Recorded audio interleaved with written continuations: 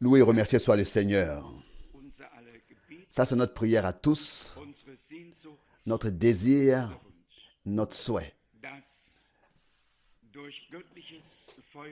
Que par le feu divin, par l'Esprit de Dieu, par ce qui se passe en nous, la vie divine et la nature de Jésus-Christ puissent aussi être manifestées et devenir visibles. Cela diffère les enfants de Dieu des enfants d'hommes. Pas autre chose. Pas l'extérieur, mais l'intérieur. Si d'enfants d'hommes,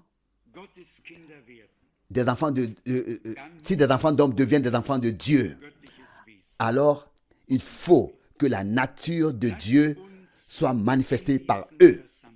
Nous voulons, dans cette réunion, vraiment faire attention que aussi nos pensées soient ordonnées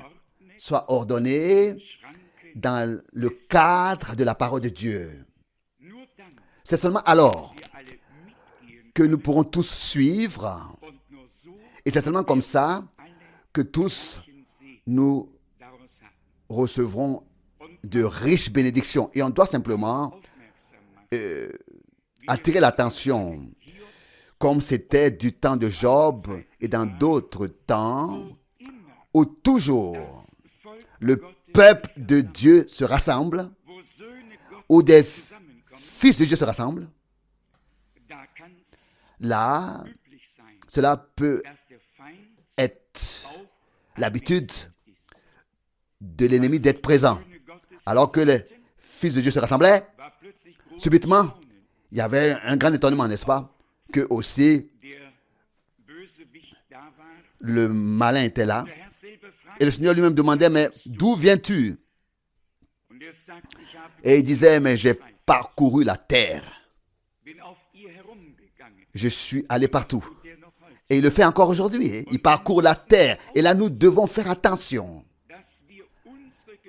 que nos pensées, toujours, soient sous le contrôle de l'Esprit de Dieu qu'on doit avoir pour que cela soit possible. Je dois vous dire, est-ce que je dois vous dire quelque chose? Ce n'est pas quelque chose de nouveau. Que l'ennemi utilise des Écritures pour nous paralyser, tel que Dieu utilise sa parole pour relever ceux qui sont paralysés. Vous voulez que je vous montre un exemple de la parole du Seigneur et de la pratique? Si par exemple, nous voulons expérimenter l'action de Dieu et prétendons que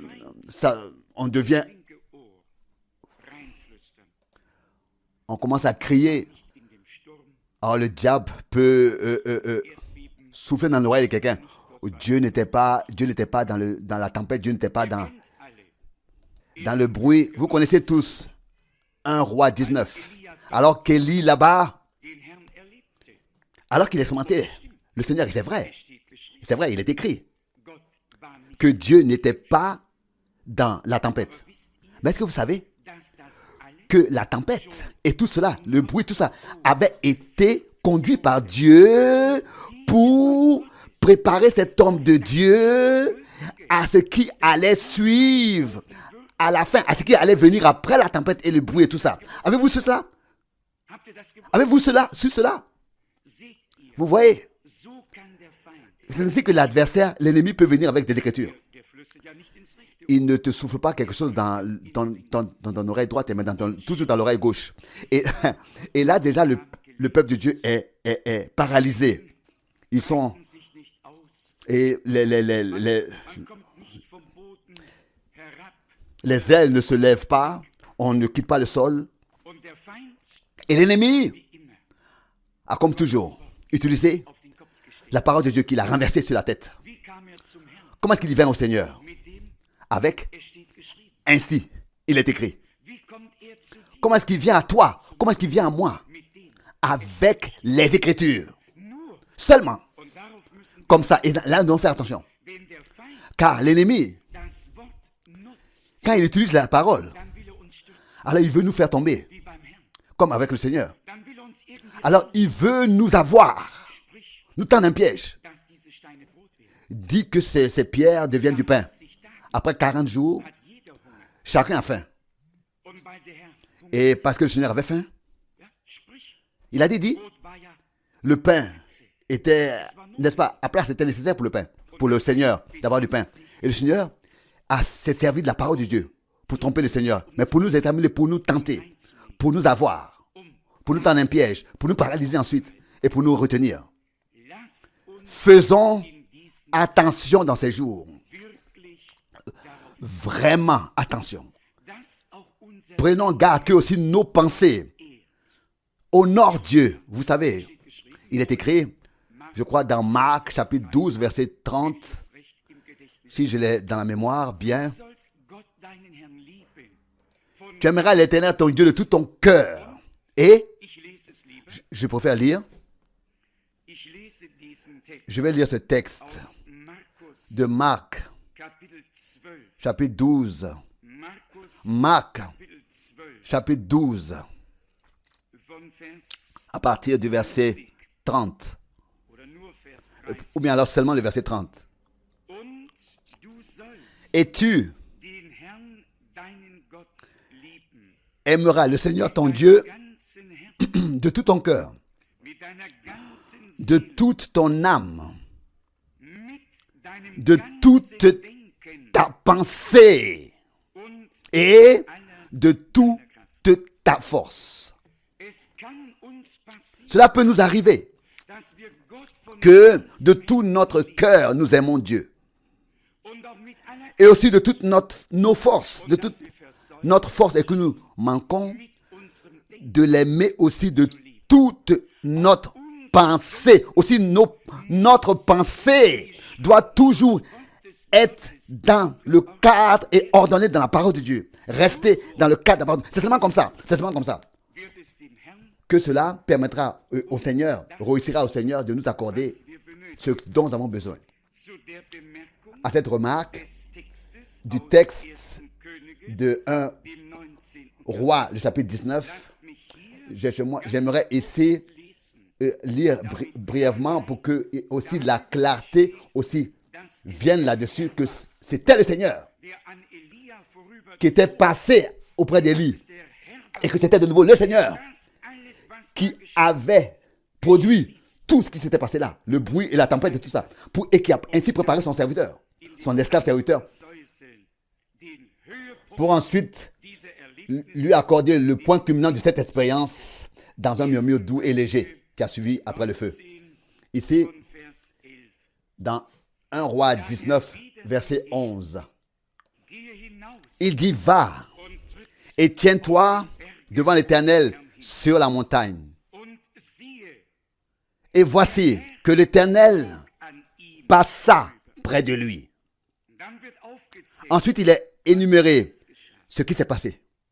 das Quand l'Éternel passa, geschah ce qui s'est passé hat in diesem Gottesmann dans cet homme de Dieu die Zuversicht, produit une préparation, l'attente, la crainte, alles das, tout was dieser Mann ce dont cet homme avait besoin endgültig pour expérimenter zu erleben, avec Dieu la chose finale. haben die Dinge Ces choses-là, ausgingen. ces choses-là qui allaient devant l'Éternel et qui précédaient la chose finale, pendant que l'Éternel passait près de lui, ont préparé Gültige en lui, mit Gott erlebt haben. l'ont préparé pour la chose finale. Nous ne pouvons pas dire que nous avons déjà expérimenté avec Dieu les choses finales, mais nous sommes déjà reconnaissants pour chaque mouvement que Dieu accorde et pour tout ce qu'il produit déjà maintenant. Nous sommes reconnaissants de ce que déjà par son esprit, il agit parmi nous. Werden wir fortfahren, Aujourd'hui, nous allons continuer Belehrung avec l'enseignement, mit einer Wortbetrachtung. avec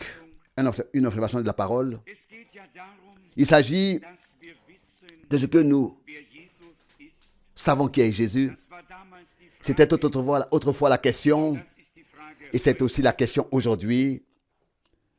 Und wir möchten dazu Et nous voulons, Gottes Wort reden lassen. pour cela, laisser la parole de Dieu nous parler, car ce que les hommes disent ne nous intéresse Seitdem nicht mehr pas depuis als Gott que Dieu zu reden begann. a commencé à nous parler. Au moment où nous avons compris que Dieu parle avec nous, alors au même moment nous avons compris que les hommes n'ont plus rien à nous dire. Plus rien. Au moment où la parole de Dieu, par l'Esprit de Dieu, nous a été révélée et nous est éclaircie, nous pouvons renoncer à toutes les interprétations humaines. Vraiment. Parce que Dieu n'est pas dans les interprétations. Dieu est seulement dans sa parole. Et nous ne sommes pas une interprétation, nous sommes un produit de la parole. Comme Jésus-Christ était la parole devenue chair.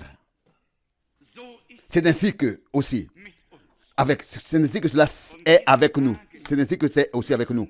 Et ces jours-là doivent l'apporter. Ces jours-là doivent le manifester, doivent signifier une percée dans le royaume de Dieu. Et cela dépendra de nous tous. Comment est-ce que nous prenons part et nous nous ouvrons à tout ce qui se passe de la part de Dieu. Je lis d'abord dans le psaume 104 comme introduction dans notre sujet sur la gloire du Seigneur. Le psaume 104, à partir du verset 1 jusqu'au verset 4. Louez l'Éternel, loue l'Éternel mon âme, ô Éternel mon Dieu. Comme tu es grand, tu es vêtu de majesté et de splendeur. Toi qui t'enveloppes de lumière comme d'une robe, toi qui étends les cieux comme un toit de tente, qui place les poutres de son palais dans les eaux, qui fait des nuages son char, qui s'avance sur les ailes du vent, qui désigne les vents comme ses messagers et le feu comme ses serviteurs. Jusqu'ici, cette parole. Nous parlons aujourd'hui de la gloire du Seigneur.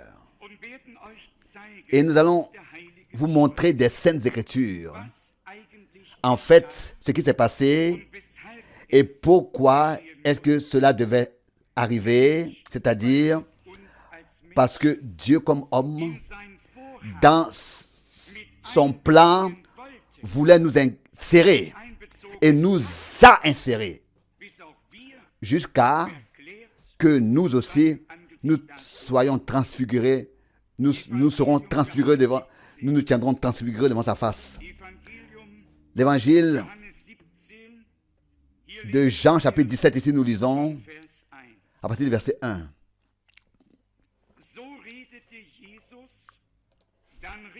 Ainsi parlait Jésus, puis levant les yeux au ciel, il priait.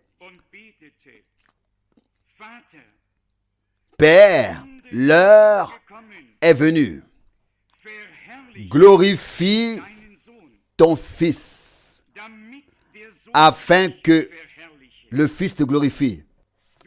Selon que tu lui as donné pouvoir sur toute chair, afin qu'il accorde la vie éternelle à tous ceux que tu lui as donnés.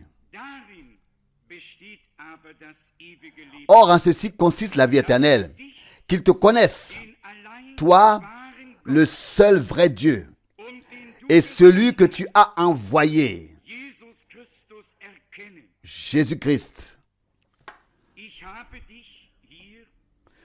Je t'ai glorifié ici sur la terre, et j'ai achevé l'œuvre que tu m'as donnée à accomplir. Et maintenant, Père, glorifie-moi auprès de toi-même de la gloire que bei dir besaß, j'ai possédé auprès de toi die Welt war. avant que le monde soit. Es gibt keinen wahren Gläubigen, Il n'y a pas de vrai croyant der auch nur einer einzigen Bibelstelle qui ausweichen möchte. voudrait éviter ne serait-ce qu'un seul verset. Sich festgelegt Il y en a qui se sont fixés dans l'enseignement, und alles dans leur enseignement, nicht et tout ce qui n'est pas entièrement Vorstellung dans leur qui ne s'ajuste pas dans leur imagination et concept, ils le laissent de côté. das Konzept Gottes, Dans le concept de Dieu, fast jedes Wort chaque parole a sa place, s'ajuste im Neuen Testament, de l'Ancien et du Nouveau Testament. jeder Ausspruch, Chaque verset, alles passt. tout s'ajuste, Und wenn tout wir à sa place. auch noch Et si nous-mêmes, nous nous laissions classer dans la parole de Dieu, alors nous la comprendrons bien et nous pourrons aussi la classer à sa place.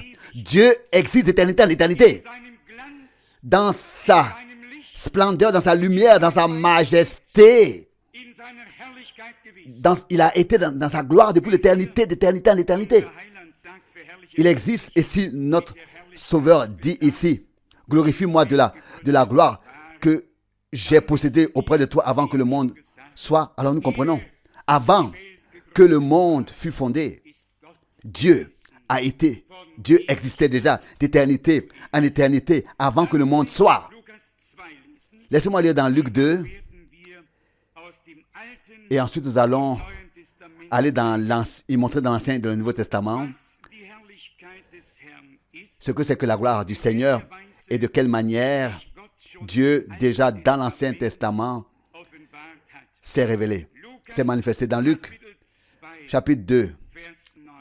Luc chapitre 2 verset 9. Da trat ein Engel des Herrn Et voici un ange du Seigneur leur apparut und et Herrlichkeit la gloire des Herrn du Seigneur resplendit und sie geriet. autour d'eux. Ils furent saisis d'une grande frayeur. Wir handeln oder behandeln Nous traitons ici d'abord ce mot gloire. die Herrlichkeit des Herrn, La gloire du Seigneur resplendit autour d'eux. aber der Herr selbst Mais le Seigneur lui-même lag bereits. était déjà couché dans la crèche. Er war aus der Herrlichkeit, Il était sorti de sa gloire, nahm Knechtsgestalt, a revêtu une forme de serviteur. Mais la gloire erschien trotzdem a quand même apparu der Herr parce que le Seigneur de gloire Mensch était geworden. devenu homme. Wir werden sehen, Nous allons voir Gott dann die comment est-ce que Dieu ensuite in Christo a joint mit der Mensch les choses en Christ ganz avec l'humanité et cela a représenté cela de manière visible en Christ avec l'humanité. J'aimerais lire dans Luc 1 verset 14. Jean chapitre 1 verset 14. Ich werde mich an den einzelnen Bibelstellen nur kurz Je vais aufhalten. seulement m'arrêter aux différents versets parce que je veux lire beaucoup d'écritures. Jean chapitre 1 verset 14. Und Et das Wort wurde Fleisch la parole s'est faite chair und nahm Wohnung et a fait sa demeure parmi nous. und wir sahen Et nous avons contemplé sa gloire. eine Herrlichkeit, Une gloire wie sie dem einen telle que celle que le Père a donnée au Fils seul engendré de lui. eine mit Gnade Une gloire und remplie de grâce erfüllt. et de vérité.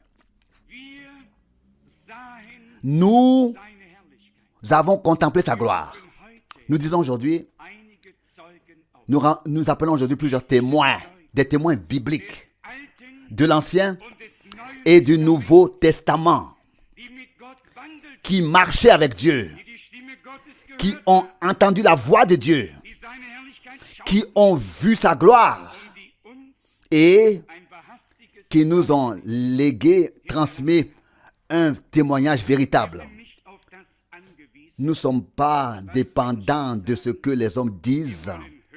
Nous voulons écouter ce que Dieu dit.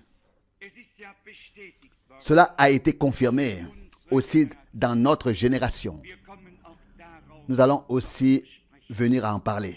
Beaucoup, avec la gloire du Seigneur, avec la nuée surnaturelle, avec la lumière, beaucoup n'ont pu rien faire avec cela parce qu'ils n'avaient pas de base, de fondement. Ils n'avaient pas la base de l'Ancien et le Nouveau Testament. Alors les scribes arrivent et ils ont voulu annuler ce qui était précieux et ils n'ont rien su. Moi, je crois que Dieu informe son peuple, enseigne son peuple et qu'il accorde la clarté par la vérité et que le Saint-Esprit nous révèle ce qui s'est passé dans nos jours, dans notre génération, par les Écritures. Il nous le montre. Nous avons une base biblique pour que nous nous tenions sur un sol biblique, sur le fondement infaillible de la parole de Dieu. Lisons de 2 Pierre, le premier chapitre, 2 Pierre, chapitre 1. Ici, l'homme de Dieu écrit, qui était sur la montagne de transfiguration, il écrit les choses suivantes. 2 Pierre, chapitre 1, à partir du verset 16 jusqu'au verset 18. En effet, nous n'avons pas suivi des fables habilement conçues lorsque nous vous avons annoncé la puissance et le retour de notre Seigneur Jésus-Christ, mais nous avons été les témoins oculaires de sa merveilleuse gloire. Amen. Nous n'avons pas seulement entendu ce que d'autres disaient. Nous étions présents. Nous avons vu. Oui, mais qu'est-ce que c'est que la gloire? Ton imagination, mon imagination, non. La gloire est la lumière surnaturelle dans laquelle Dieu habite. Est-ce que cela est clair? Nous allons encore le voir et le montrer des Saintes Écritures. Si un Étienne dit dans Acte 7, j'ai vu le ciel ouvert et la gloire de Dieu, alors il n'a pas seulement fait des paroles. Donc il a véritablement vu quelque chose qu'il a décrit. Enfin, qu'il a décrit, qu'il a mentionné. Et Pierre ici dit, nous avons été témoins oculaires de sa merveilleuse gloire. Laissez-moi ici lire d'où vient l'origine de ce témoignage ici de 2 Pierre 1,16. Matthieu 17, lisons à partir du verset 5 jusqu'au verset 7. Matthieu 17, verset 5. Comme il parlait encore, tout à coup, une nuée lumineuse les couvrit de son ombre, une nuée lumineuse. Et une voix sortit de la nuée, disant, « Celui-ci est mon fils bien-aimé en qui j'ai mis toute mon affection. Écoutez-le. » Vous pourrez continuer à lire que ceux qui étaient présents sont tombés sur leur face. Pierre, Jean et Jacques étaient présents. Aussi Moïse et Élie. La gloire de Dieu n'est pas une imagination, mais elle est une réalité divine. Comme un nuage naturel est visible, est naturel, c'est-à-dire que la nuée surnaturelle divine est une réalité divine, visible. Et beaucoup ont vu cette nuée surnaturelle, cette gloire de Dieu. Et ils ont vu la lumière, tant que cela leur était accordé de la voir. Il y en a qui l'ont vu comme colonne de feu, d'autres l'ont vu comme nuée, comme colonne de nuée, d'autres comme gloire, comme lumière scintillante qui entourait Dieu. Dieu peut se révéler comme il veut, apparaître comme il veut. Ce qui est important, c'est qu'il le fait aussi. Il ne demande à aucun homme avant de le faire si cela lui convient ou pas. Mais tous ceux qui sont nés de Dieu se réjouiront des révélations de Dieu. Ils suivront. Ils recevront. Nous lisons de l'Ancien Testament du prophète Ézéchiel, le premier chapitre. Ézéchiel, chapitre 1, verset 26 jusqu'au verset 28. Cette fois-ci, ce sont de longs versets. Ézéchiel, chapitre 1, verset 26 jusqu'au verset 28. Or, au-dessus du firmament qui était au-dessus de leur tête, on voyait comme une pierre de saphir, quelque chose comme un trône, et sur ce trône, on voyait une figure semblable à un homme au sommet. Restons d'abord ici un moment. Ézéchiel regardait dans la gloire et il vit le trône, il vit celui qui était assis sur le trône. Et je m'excuse si ici nous faisons cette remarque.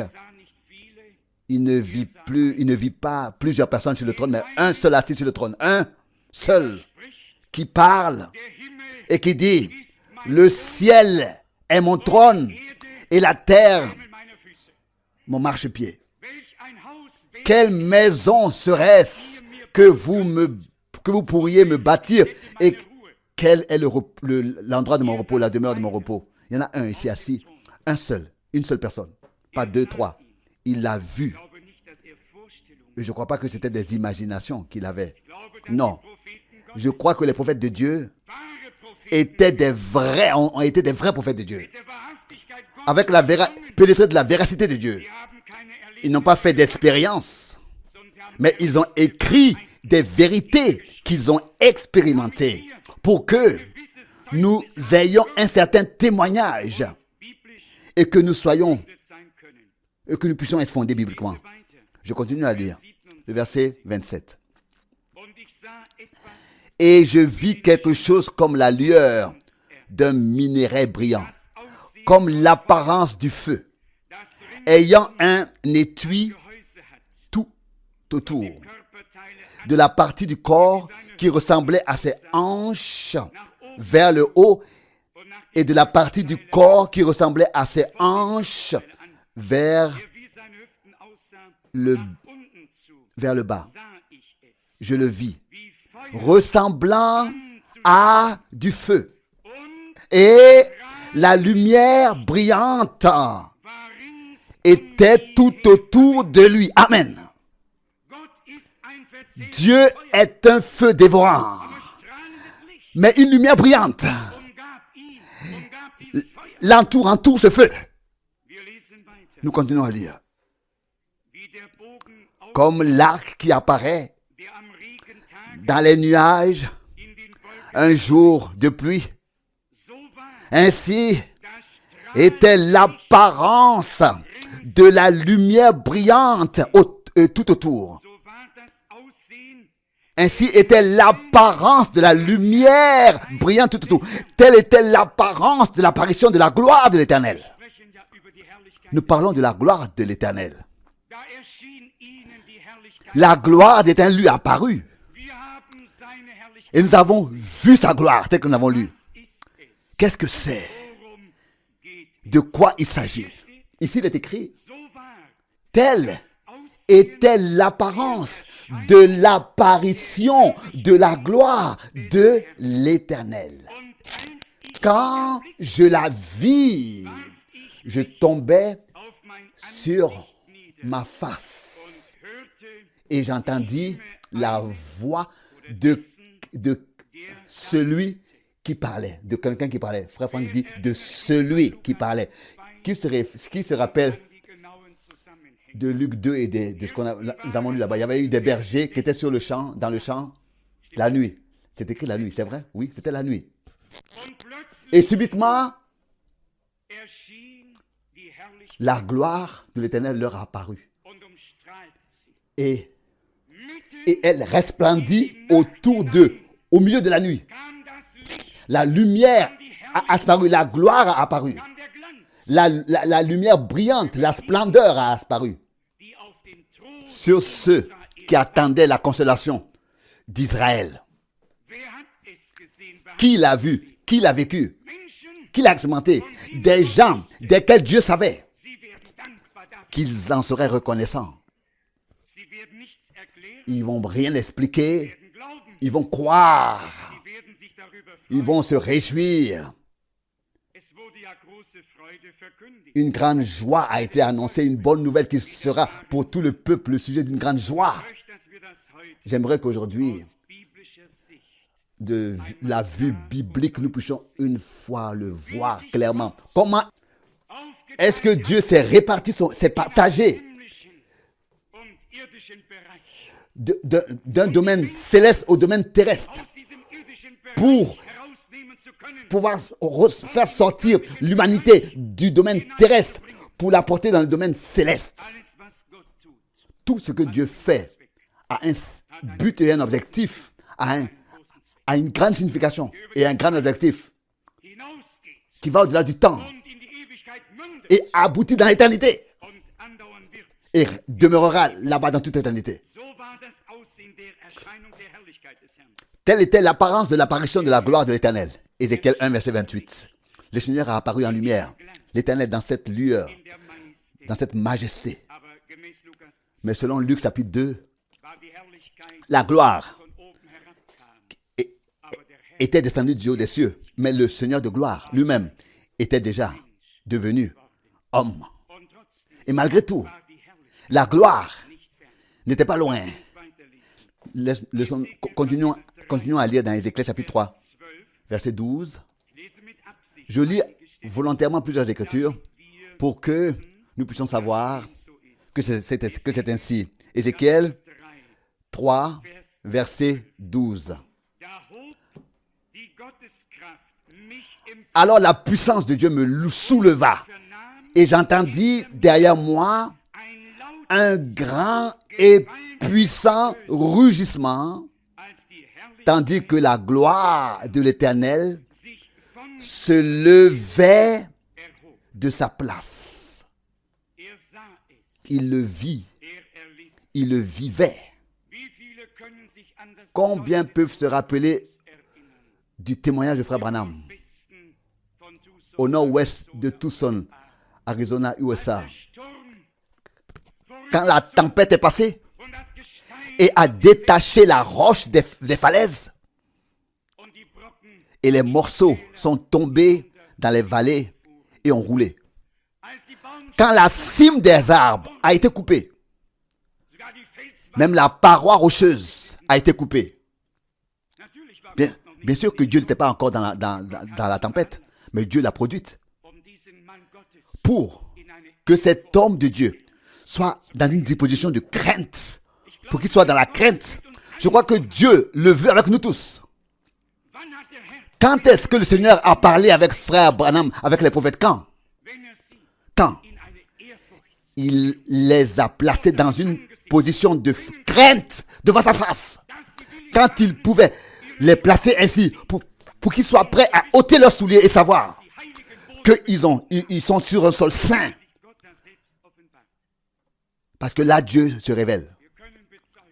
Nous pouvons témoigner que le Seigneur est et reste le même. Hier, aujourd'hui, éternellement. Il ne change pas sa façon de faire. Je suis reconnaissant de ce que, du Dieu vivant, dans notre génération, nous avons vraiment entendu parler qu'il y a eu un homme sur terre, un vrai prophète de Dieu, à qui le Seigneur a pu utiliser comme bouche pour parler par lui, comme porte-parole. Je vais lire du même chapitre, Ézéchiel 3, maintenant le verset 22 et 23. Ézéchiel 3, verset 22 et verset 23. Là, la main de l'Éternel se posa sur moi. Et il me donna cet ordre. Lève-toi et va dans la vallée. Là, c'est là que je te parlerai. Alléluia. C'est là que je te parlerai. Je me levai et j'allais dans la vallée.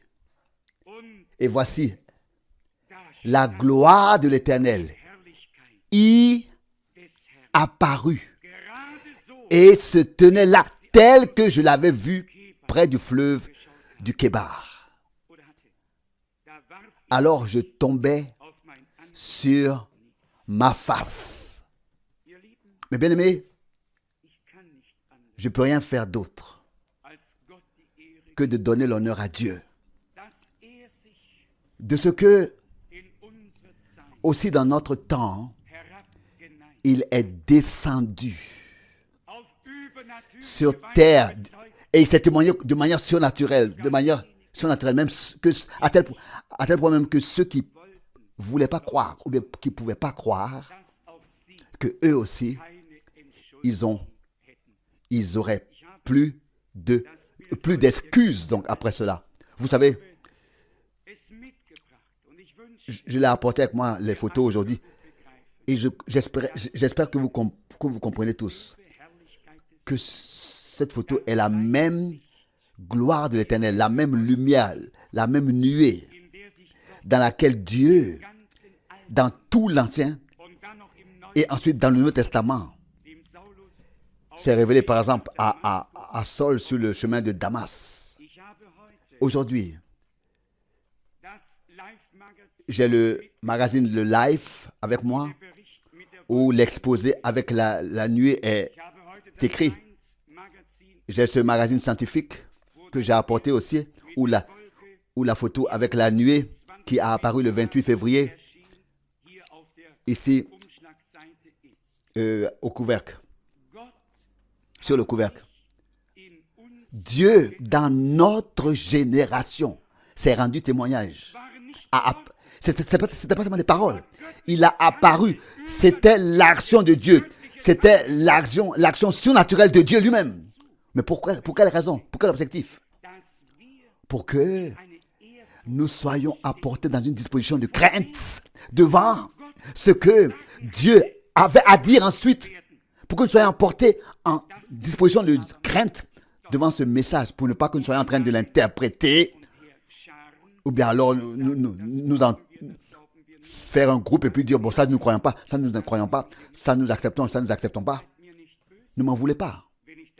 Si je le dis ainsi, mais les hommes qui ont une telle disposition, en train de trier ceux qui croient et ne peuvent pas croire, Dieu ne peut pas encore parler avec eux. Dieu a besoin d'hommes à qui les choses vont comme elles ont été avec les prophètes eux-mêmes. Qu'est-ce qu'ils ont fait? Ils sont tombés sur leur face. Je me rappelle à cette expérience que frère Branham avait, alors que plusieurs frères étaient là-bas et qu'il avait donné la prophétie sur la côte de l'ouest des États-Unis. Et il a dit, frère, tombez sur votre face. Il avait à peine prononcé cette phrase que déjà la gloire de l'Éternel, la présence de Dieu était là. Mais bien aimés, nous devons comprendre que nous sommes très avancés, nous ne sommes plus au commencement de la fin des temps, mais nous sommes à la fin de la fin des temps. Dieu exige du respect devant lui-même, devant sa parole, devant tout ce qu'il fait. Il veut que nous puissions croire, il veut que nous puissions le recevoir et que nous puissions ensemble aller de l'avant.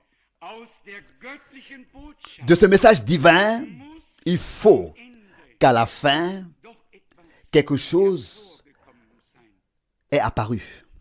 C'est-à-dire, comme résultat, un peuple de Dieu. L'église des premiers-nés qui maintenant, de ce dernier tour, soit appelés à sortir. Et nous pouvons, par la grâce de Dieu, appartenir à cela, à cette troupe. Comme c'est merveilleux de ce que nous avons la parole de Dieu. et que nous pouvons lire. Oui, ça, Dieu l'a déjà fait, ici, là, etc. Laissez-moi lire de Moïse. Il était, n'est-ce pas, l'un des plus grands prophètes. Et il a donné la prophétie qu'un prophète comme moi, Dieu l'Éternel vous suscitera de parmi vos frères dans Exode, chapitre 23. Exode,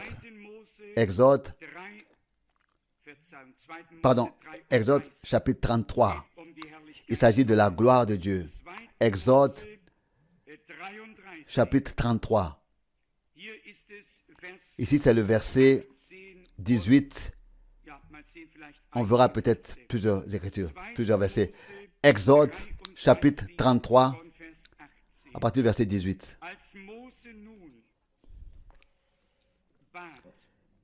Et lorsque Moïse dit, « Laisse-moi contempler ta gloire », l'Éternel répondit, « Je ferai passer devant tes yeux toute ma beauté, et je proclamerai à haute voix devant toi le nom de l'Éternel, à savoir que je fais preuve de grâce, à qui je fais grâce, et je montre ma miséricorde à celui dont j'ai pitié. »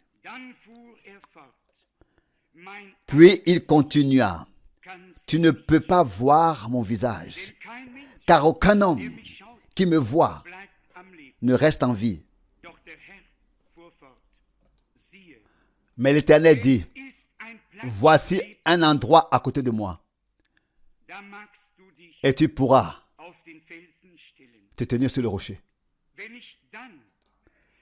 Puis quand je passerai dans ma gloire, je te mettrai dans le creux du rocher, et je tiendrai ma main sur toi pour te protéger, jusqu'à ce que je sois passé.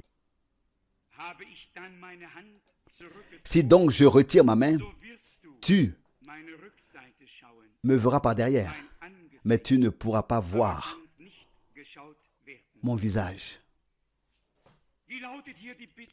Comme ici, quelle a été la demande? Laisse-moi contempler ta gloire. Nous parlons de la gloire du Seigneur. Ça a été la prière de Moïse ici. Moïse vit aussi la gloire du Seigneur.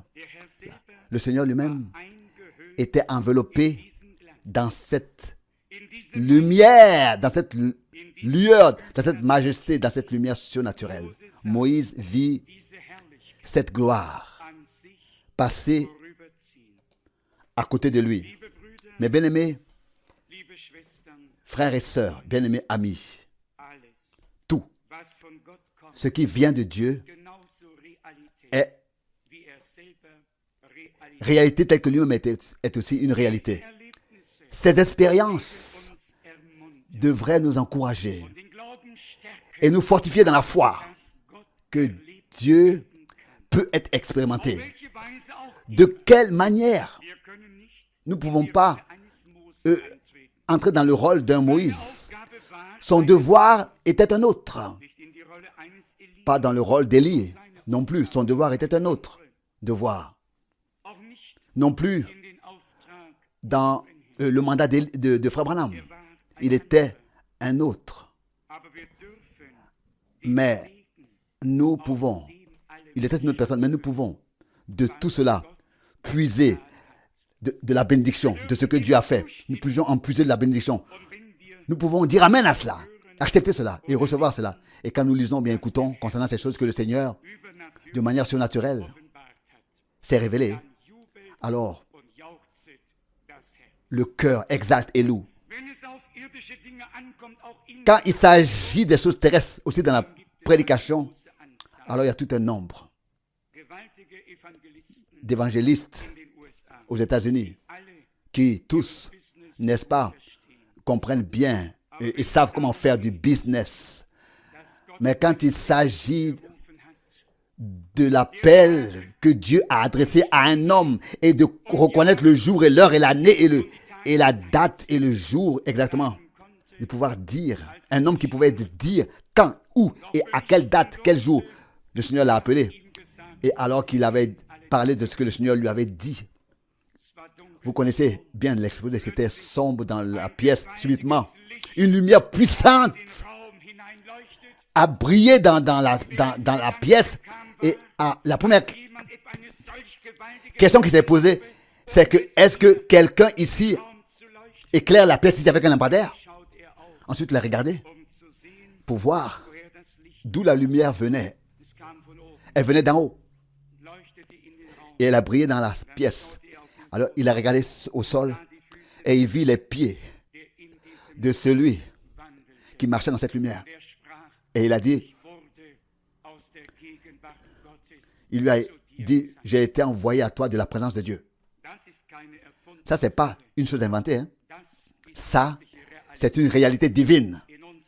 Dans nos jours, et avec cela, lié à cela, un mandat divin, un ordre divin, un appel divin, un envoi divin, une légitimation divine.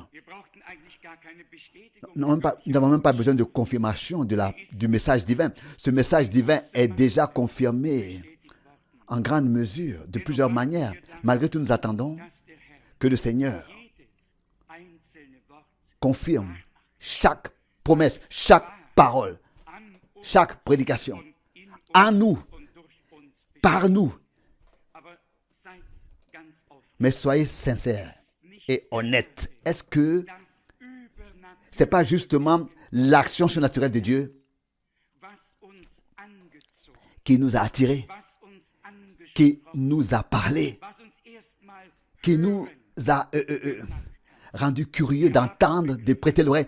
Nous avons compris, ce n'est pas un homme qui a apparu, mais un homme envoyé de Dieu a apparu avec un message divin, un message de la part de Dieu.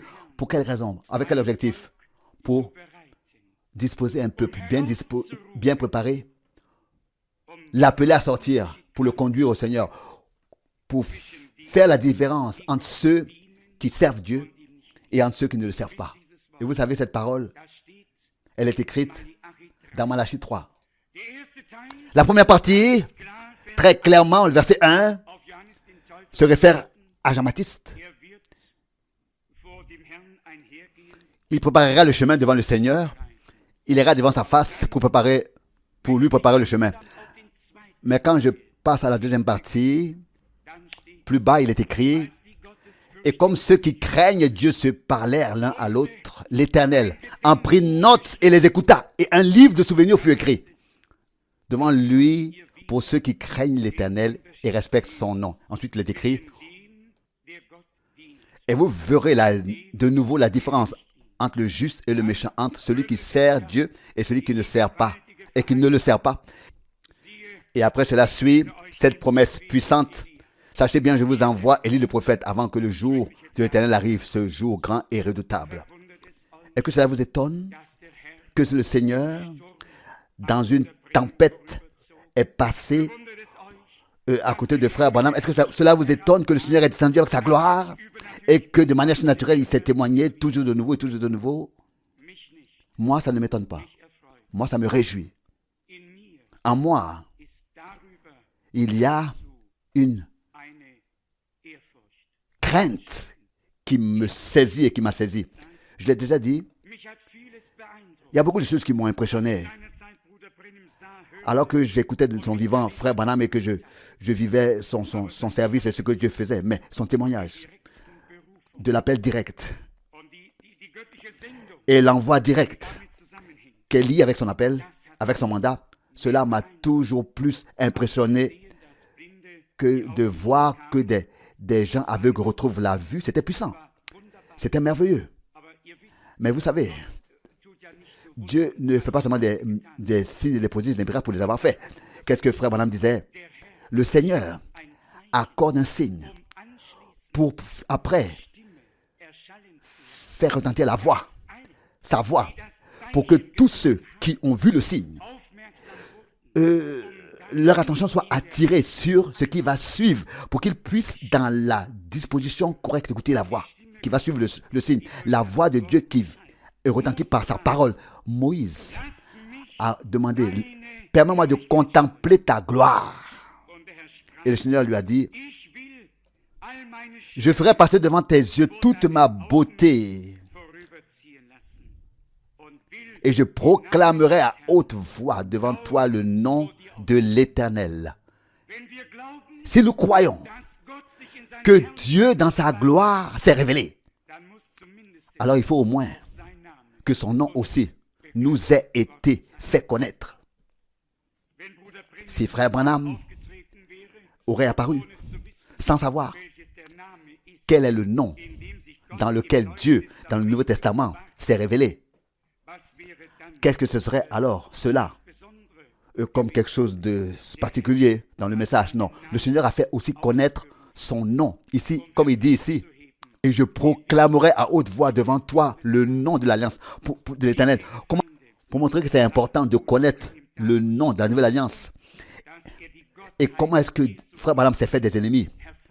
Parce qu'il a relevé, il a élevé la divinité de Jésus-Christ et qu'il a souligné et placé en lumière et mis en lumière le baptême au nom du Seigneur Jésus-Christ. Combien existait qui disaient, nous savons que tu es un homme de Dieu. Mais laisse ces choses-là, laisse ces choses. Ne les prêche pas. Oui, qu'est-ce que nous devons laisser? Ce qui n'est pas de Dieu, ça, nous pouvons le laisser, l'abandonner. Mais ce qui vient de Dieu, c'est ce que nous avons justement entendu. Et ça, nous voulons l'avoir. Je souhaiterais vraiment que les différents noms dans toutes les traductions, on ait laissé écrire dans la Bible les noms hébreux, les noms, particulièrement les noms de Dieu. Car aujourd'hui, nous lisons Seigneur ou l'Éternel. Celui qui lit la Bible grecque, c'est écrit Iskorios ou alors Phéios. Et il y a des noms dans leur Bible que Dieu n'a jamais prononcés. Ça aurait été bien s'il était écrit par exemple Adonai dans les différents contextes, les différents noms. Ça aurait été mieux si ils avaient laissé les noms originels de Dieu. Que ce soit Elohim ou Yahvé. Aussi dans le Nouveau Testament, nous lisons la forme grecque, Jésus. Mais en hébreu, c'est Yahshua. Yahvé, les trois premières lettres. J-A-H. Yahvé. Yahvé est sauveur. Aujourd'hui, nous lisons Jésus. Ça aurait été mieux de savoir que Yahvé est sauveur. Le Yahvé est celui que nous connaissons comme Jésus. En fait, Jésus, c'est Yahvé, sauveur. Mais en fait, ici, la souveraineté de Dieu a pris soin de tout. Dieu n'a pas tenu compte de notre ignorance et celle des traducteurs de la Bible. Peut-être même qu'il est volontairement passé là-dessus pour que, au peuple de Dieu, cela soit fait connaître pas seulement par la lecture, mais que par la révélation de l'Esprit. Les vérités originelles soient fait connaître au peuple de Dieu. Sinon, chaque souverain, chaque révélateur l'aurait su. Chaque scribe, chacun l'aurait su. C'est ainsi que c'est seulement celui-là qui le sait, celui à qui Dieu le révèle. Ici, Moïse voulait voir la gloire de l'Éternel. Il voulait la contempler et il l'a contemplée. Au verset 22, il est écrit, « Puis quand je passerai dans ma gloire », Exode 33, verset 22 maintenant, « je te mettrai dans le creux du rocher. » D'abord, sur le rocher. Ensuite, dans le creux du rocher.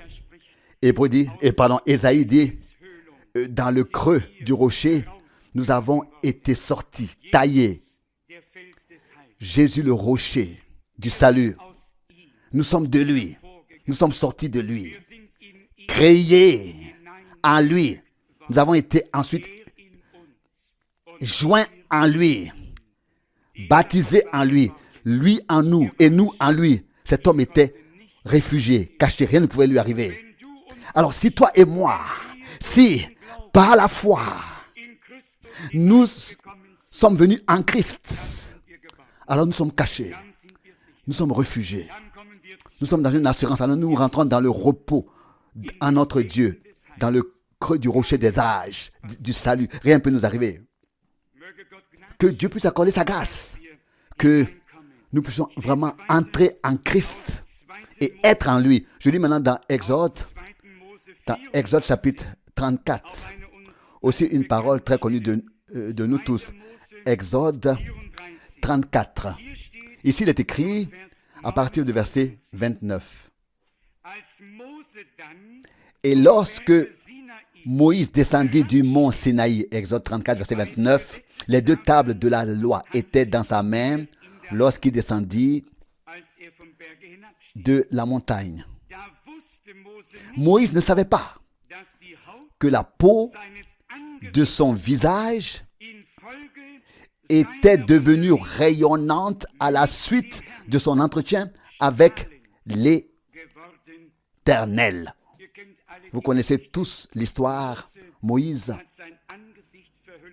a dû voiler son visage parce que la gloire de l'Éternel avait laissé sur sa peau, sur son visage, une lueur rayonnante. Et les Israélites n'osaient pas le regarder, ne pouvaient pas le regarder. La gloire de Dieu peut se refléter sur ceux et par ceux qui ont eu la grâce de la contempler, de regarder dans sa gloire. Vous vous direz, mais frère Franck, et nous, frère Franck, et nous, comment sommes-nous à classer? À quoi est-ce que nous devons nous attendre? Est-ce que quelque chose pour nous sera visible à voir, que nous pourrons contempler en gloire de Dieu? Oui, oui. Nous verrons, nous contemplerons aussi visiblement la gloire de Dieu. Oui. Peut-être pas sur terre, mais là-bas, dans la gloire. Ici, nous la croyons. Nous croyons à ce que Dieu nous a promis. Et ça, Paul, dans ses paroles, l'a résumé, ce qu'aucun œil n'a vu et ce qui n'était pas, et ce qu'aucune oreille a entendu, et ce qui n'est pas monté au cœur des hommes. C'est ces choses que Dieu a préparées à ceux qui l'aiment. Mais la gloire de Dieu est une réalité. Elle est une lumière, une lueur. Elle est majestueuse. Je l'ai dit ici, et je peux encore le répéter. Je l'ai vu une fois dans ma vie, le 1er janvier 1981. Je l'ai décrite.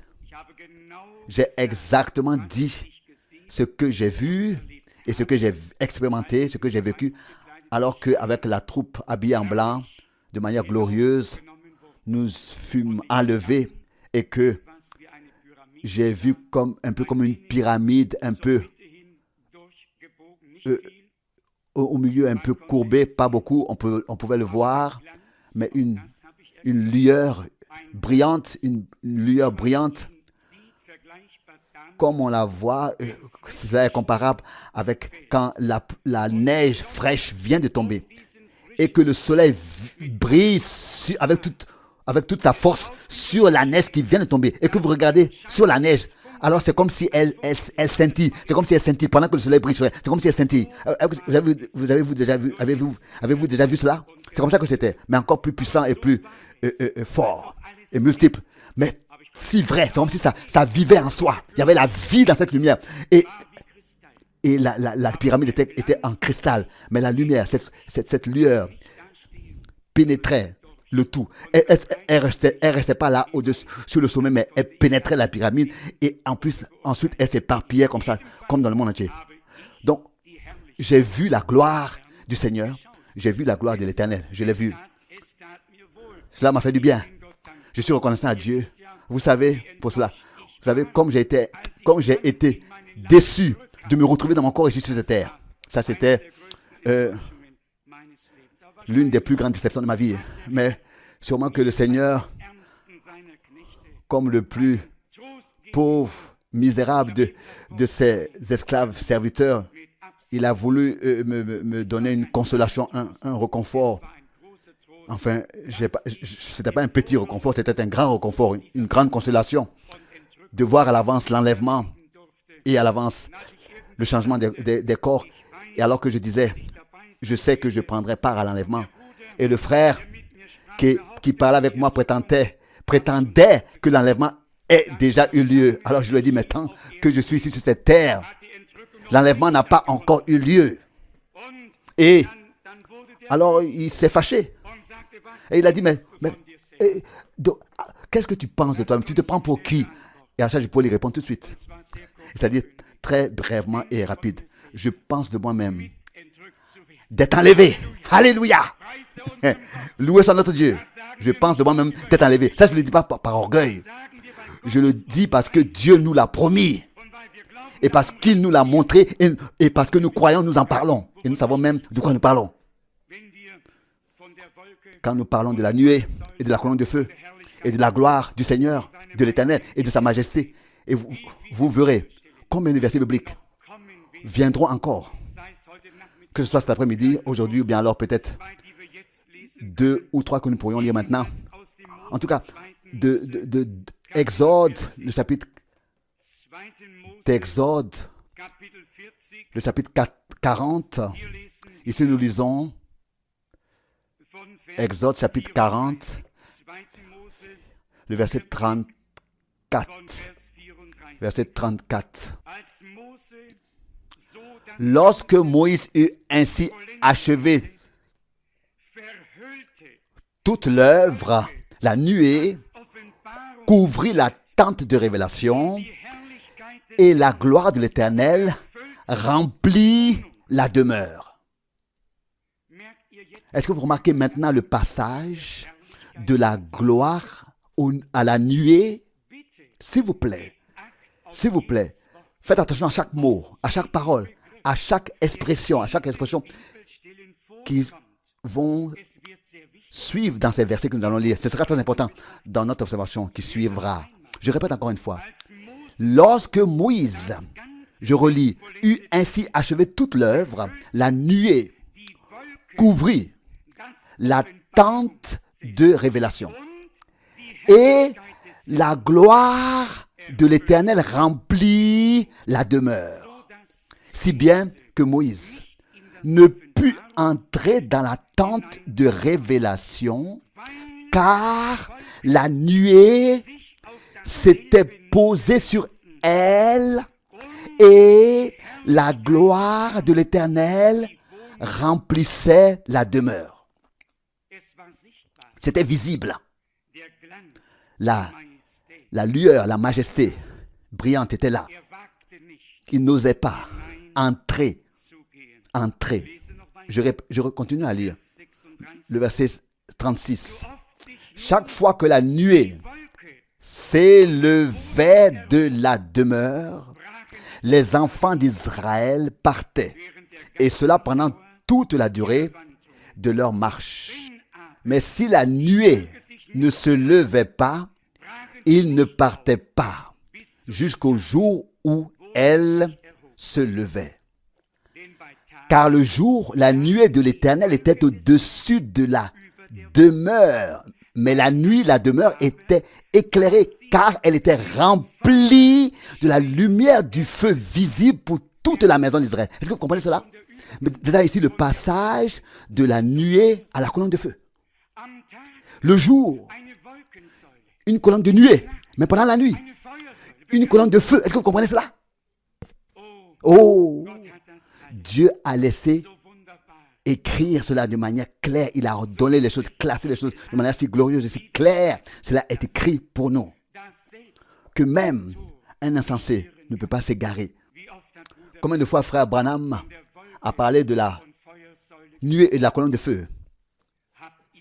L'avez-vous même déjà entendu dire concernant les 7 couleurs qui sont dans l'arc-en-ciel et que la couleur du feu dominait plus que dans ces 7 couleurs? Combien de fois il a exactement décrit ce qu'il a vu? Et c'était qu'une nuée. Si c'était qu'une nuée, il a décrit comme une nuée. Mais si cette nuée était pénétrée de feu, il a dit aussi. Et ça, nous l'avons relevé tout à l'heure. Dieu le Seigneur peut se révéler comme il veut. il ne demandera pas la permission d'abord à quelqu'un. Nous sommes reconnaissants de ce qu'il s'est révélé. Moïse, autrefois, a pu expérimenter cela, voir cela.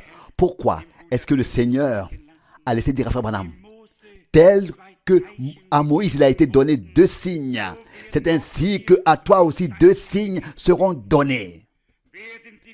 Si ils ne croient pas le premier signe, ils croiront le deuxième.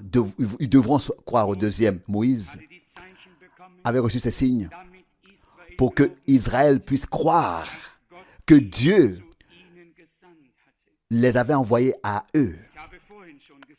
L'avait envoyé à eux.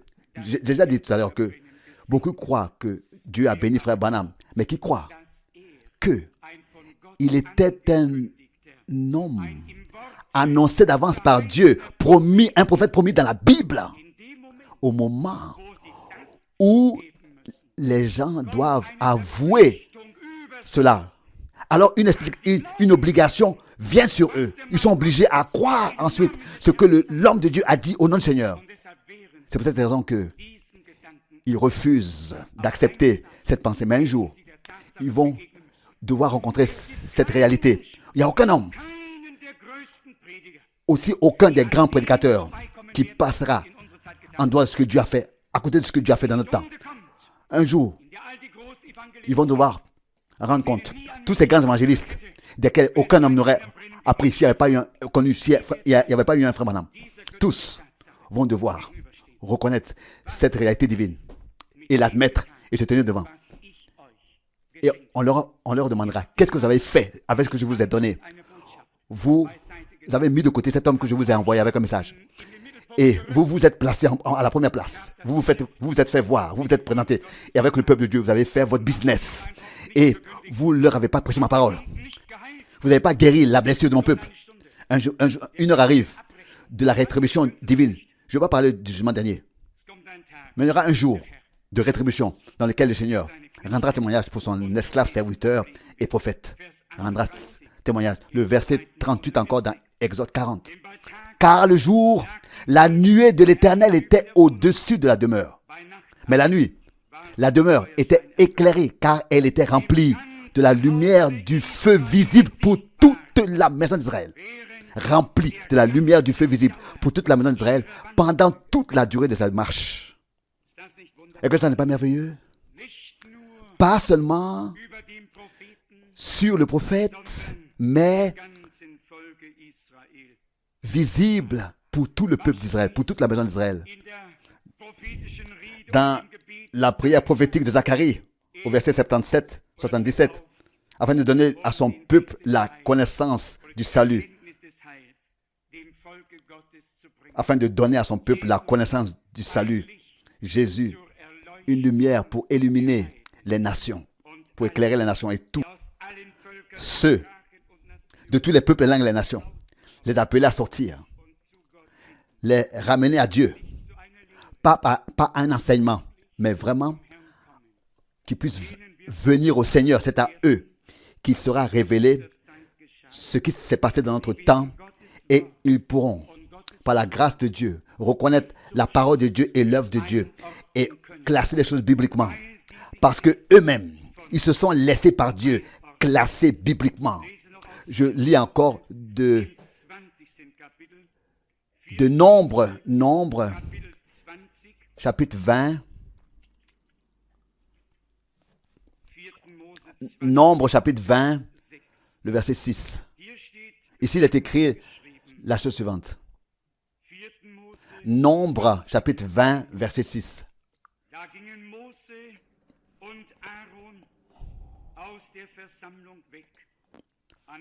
Moïse et Aaron se retirèrent de l'assemblée jusqu'à l'entrée de la tente de révélation et se prosternèrent sur leur visage. La gloire de l'Éternel leur apparut. Qu'est-ce que c'était que la gloire de l'Éternel? Cette nuée surnaturelle qui accompagnait le peuple d'Israël et qui était vue par toute la maison d'Israël. Et on savait, ils savaient tous que le Seigneur était présent. Le Seigneur parle. Et tous ont respecté ce qu'ils disaient, ont dû respecter ce qu'ils disaient. Ceux qui ne respectaient pas étaient désobéissants et devaient le payer. Encore dans Exode chapitre 33, un verset puissant dans Exode chapitre 33, verset 9. Exode chapitre 33, verset 9. Exode 33, verset 9. Dès que Moïse fut entré dans la tente, la colonne de nuée descendit et se plaça à l'entrée de la tente pendant que l'Éternel parlait à Moïse. Aussi longtemps que l'Éternel parlait à Moïse. Nous parlons de la gloire de l'Éternel. Nous parlons de la nuée surnaturelle, de la lueur de la majesté. Nous parlons de ce que le Seigneur de gloire s'est dépouillé de sa gloire. Il a laissé sa gloire et est devenu homme, trouvé emmailloté dans une crèche, couché. Pour moi, cela est et reste le plus grand miracle que nous avons pu entendre parler, de ce que le Seigneur de gloire a pensé ainsi à nous, à tel point de laisser sa majesté, sa gloire, son immortalité, et d'être trouvé entièrement en forme d'homme, pour ici, dans son corps de chair, nous qui avons péché dans ce corps de chair, nous racheter, nous sauver, et de manière réelle, ici sur cette terre, payer le prix pour ta rédemption et ma rédemption. Et complètement à la fin, ton rachat et mon rachat, complètement à la fin, nous aussi, nous serons glorifiés. Nous allons venir encore à parler de ça. Il y a encore beaucoup d'écritures. Nous aussi, nous serons glorifiés avec lui. Et nous serons semblables à lui. Tel qu'il est devenu semblable à nous, c'est ainsi que nous lui serons semblables totalement. Et là, nous voyons le deuxième miracle.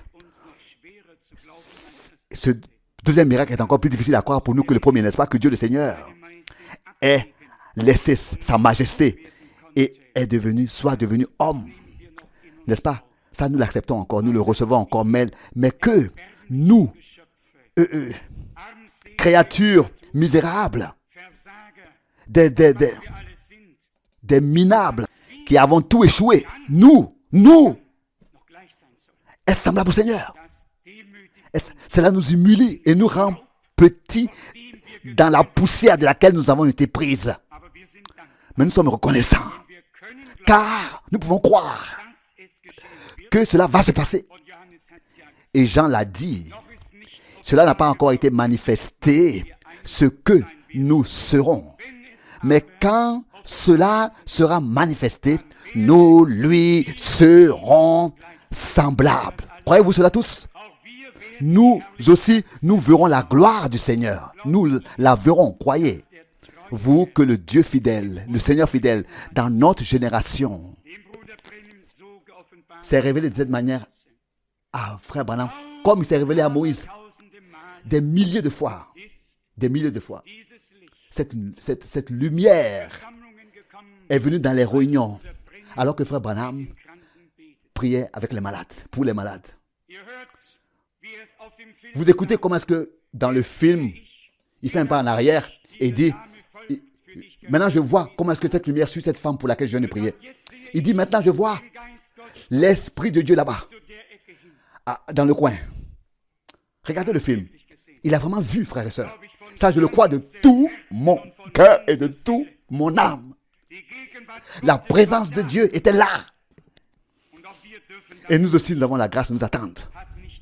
Est-ce que le Seigneur n'a-t-il pas dit, là où 2 ou 3 sont réunis à mon nom, je suis parmi eux, au milieu d'eux, que cela soit accordé à quelqu'un de voir, ou bien que les autres ne voient pas. Mais la question que nous devons nous poser est la suivante. Est-ce que tous nous croyons? Il y a eu des hommes qui ont vu et d'autres ont cru leur témoignage.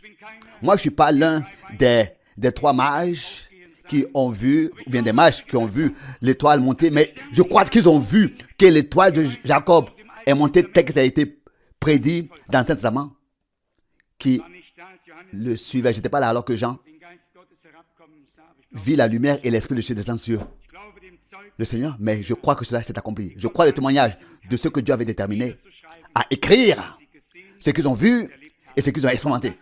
Ça, c'était la pensée que Jean, dans sa lettre, a exprimée. Ce que nous avons vu, ce que nous avons entendu et ce que nous avons touché de nos propres mains, de la parole de la vie, c'est ce que nous vous annonçons pour que vous aussi vous puissiez croire. Ce que Dieu a fait, nous l'annonçons, nous vous l'annonçons pour que vous aussi vous puissiez croire. Croire, croyez Dieu et vous verrez sa gloire, et vous verrez sa gloire. Alléluia. Amen. Amen. Levons-nous pour adorer. Oh, je voudrais voir celui qui mourut pour moi et loué, exalté pour toujours. Ça, son œuvre de sauveur. Je veux, sur des rues pavées d'or, chanter clair et fort. Après la guerre, après la bataille, la gloire, la joie pour toujours. Oh, je voudrais voir celui qui mourut pour moi et loué et exalté pour toujours son œuvre de sauveur. Chanter sur des rues pavées d'or à haute voix, claire, après la bataille. Ce sera la gloire, la joie pour toujours. Combien croient que la gloire de Dieu nous attend déjà? Alléluia! Elle nous attend déjà, loué soit notre Dieu. Combien peuvent croire que nous prendrons part, que nous serons là quand le Seigneur reviendra prendre les siens? Ne levez pas les épaules. Je regarde quelqu'un lever les épaules. Ça n'a pas le droit d'être. Le Seigneur, que nous fasse grâce à tous. Que personne ne fasse cela. S'il vous plaît, ne faites pas ça. Ne levez pas les épaules. Que chacun puisse dire Amen et Alléluia. Parce que nous croyons. Oh, cela ne doit pas exister, non.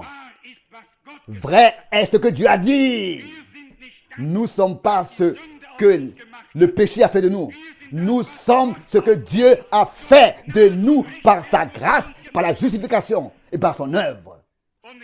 Et il est écrit que nous sommes enfants de Dieu. Alléluia, gloire à Dieu. Bien sûr, celui qui regarde à lui-même, il peut déjà lever les épaules.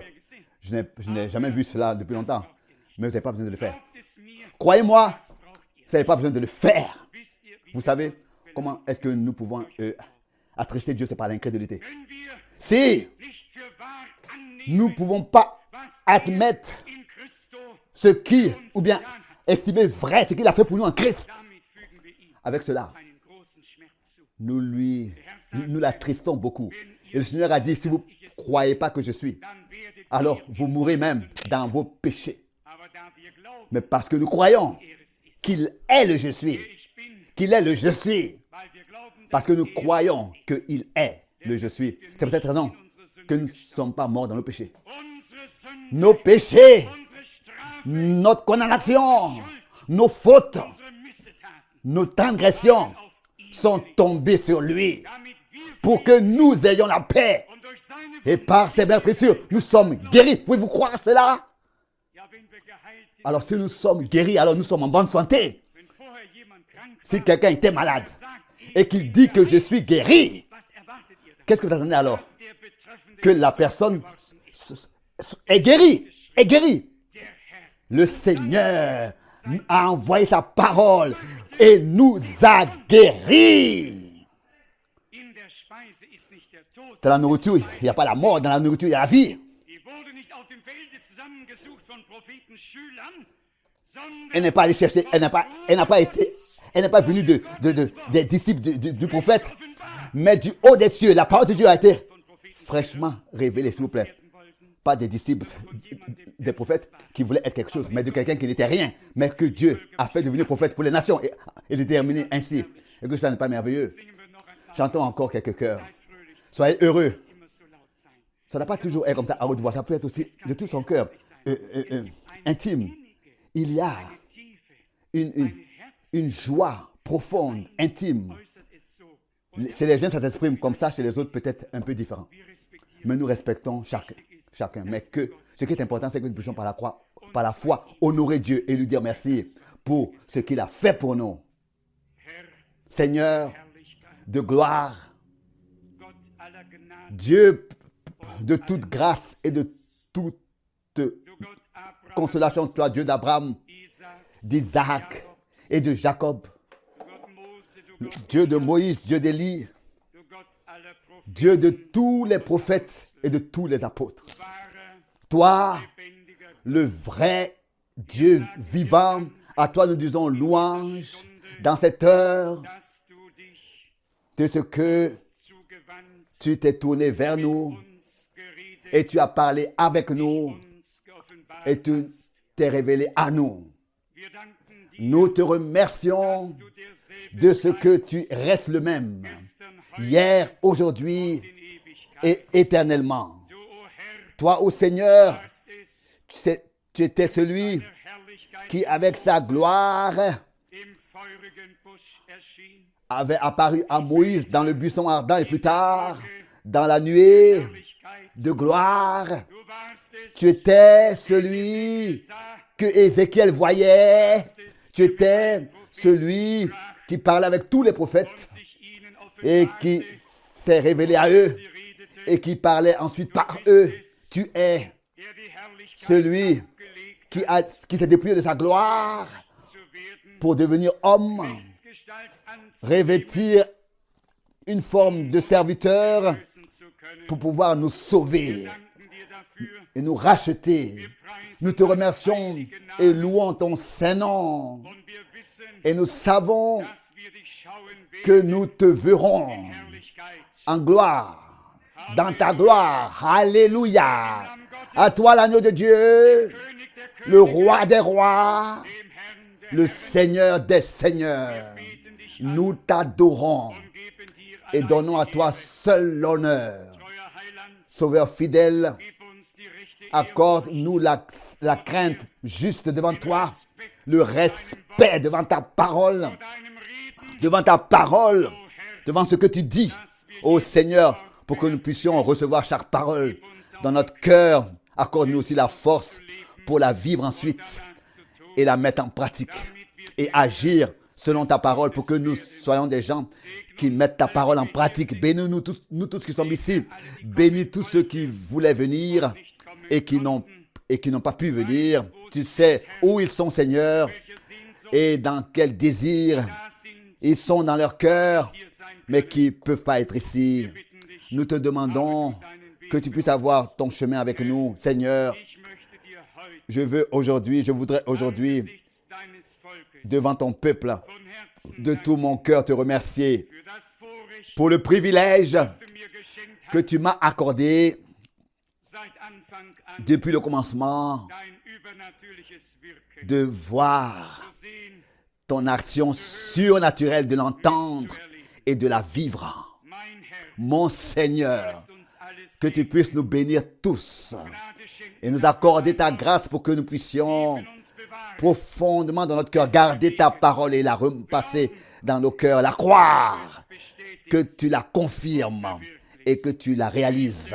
Bien-aimé Seigneur, que personne parmi nous reste qui est encore faible dans la foi, aucun qui est paralysé, qui traîne derrière, comme dans le peuple d'Israël, dans le naturel, que ici, dans le spirituel, personne ne traîne derrière, et que tous soient guéri, en bonne santé et fortifié, et de la force de ta nourriture, marcher, aller de l'avant. Nous te remercions, Seigneur, pour cela.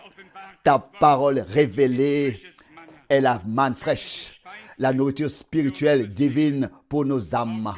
Aussi pour l'observation de ta parole ce matin, nous te remercions de tout notre cœur et te demandons, sois avec nous tous par ta grâce, dans le nom de Jésus. Amen. Amen.